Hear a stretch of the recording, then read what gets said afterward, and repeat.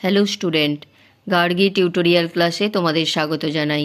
দেখো, আজকে আমার বিষয় হলো বর্ধমান ইউনিভার্সিটি 5th সেমিস্টার স্টুডেন্টদের জন্য যারা জিইতে এডুকেশন রেখেছো, অর্থাৎ যাদের ভারতের বর্তমান শিক্ষার সমস্যা এই বিষয়টা নিয়ে যারা পড়ছো, তাদের একটি গুরুত্বপূর্ণ সাজেশন এর আগে আমি দিয়ে দিয়েছিলাম। দেখো, এখানে যে সমস্ত প্রশ্নগুলো লাল কালিতে দাগ দেওয়া আছে সেগুলো সমস্ত উত্তর কিন্তু আমি দিয়ে দিয়েছি। এগুলো আমার চ্যানেলে আছে এবং তোমাদের যে 5th সেমিস্টারের প্লে লিস্ট আমি বানিয়ে রেখেছি সেখানে সমস্ত প্রশ্নের উত্তরগুলো তোমরা পেয়ে যাবে।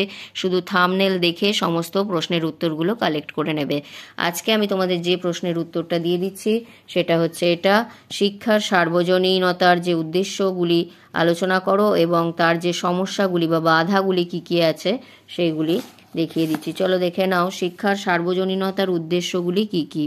তাহলে এখান থেকে বলবে যে 1 নম্বরে বলবে, এত কিছু বলার দরকার নেই, উদ্দেশ্যগুলি বলে 1 নম্বরে দেবে প্রাথমিক শিক্ষার উন্নয়ন, পৃথিবীর সকল শিশুর বিশেষত অবহেলিত শিশুদের জন্য প্রাক শৈশবের তত্ত্বাবধানের সম্প্রসারণ ও উন্নয়ন সাধন করা।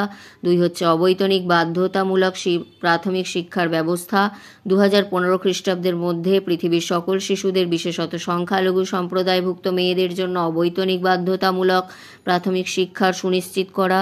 3 নম্বর হচ্ছে বয়স্কদের শিক্ষণ চাহিদা পূরণ, সকল যুব সম্প্রদায় ও বয়স্কদের শিক্ষণ চাহিদা পূরণার্থে যথাযথ শিক্ষণ ও জীবনশৈলীর কর্মসূচি গ্রহণ করা এবং মহিলাদের উন্নয়ন সাধনের মধ্যে 2015 খ্রিস্টাব্দের মধ্যে সাক্ষরতা স্তরে বয়স্কদের বিশেষ করে মহিলাদের 50% উন্নয়ন সাধন করা। এবং হচ্ছে 5 নম্বরে বলবে লিঙ্গ বৈষম্য দূরীকরণ, প্রাথমিক ও মাধ্যমিক শিক্ষায় লিঙ্গ বৈষম্য 2005 খ্রিস্টাব্দের মধ্যে দূরীকরণ ও শিক্ষায় লিঙ্গ সমতা আনয়নের নিমিত্ত 2015 খ্রিস্টাব্দের মধ্যে মেয়েদের উন্নত মানের শিক্ষার সম্পূর্ণকরণ। এবং 6 নম্বরে বলবে জীবনশৈলী শিক্ষণ, শিক্ষার বিভিন্ন দিক বিশেষ করে সাক্ষরতা, সংখ্যা গণনা এবং প্রয়োজনীয় জীবনশৈলী শিক্ষণের ফলশ্রুতিতে সকলের উৎকর্ষতা সুনিশ্চিত করা। এইটা গেল যেটা উদ্দেশ্য।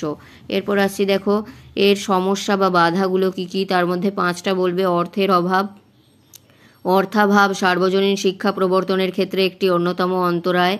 তারপরে 1964 থেকে 66 কোঠারি কমিশন জাতীয় আয়ের শিক্ষাক্ষেত্রে ব্যয় করার কথা বললেও বাস্তবে তা এখনও পর্যন্ত কার্যকরী হয়নি। 2 নম্বরে বলবে শিক্ষাক্ষেত্রে মেয়েদের সমস্যা, অল্প বয়সে বিয়ে হয়ে যাওয়া, সংসারের কাজে ছোটোবেলা থেকেই পুরোপুরিভাবে যুক্ত হয়ে যাওয়া, সামাজিক কুসংস্কার, অভিভাবক উদাসীনতা ইত্যাদি কারণে মেয়েদের শিক্ষাক্ষেত্রে বাধার সম্মুখীন হচ্ছে।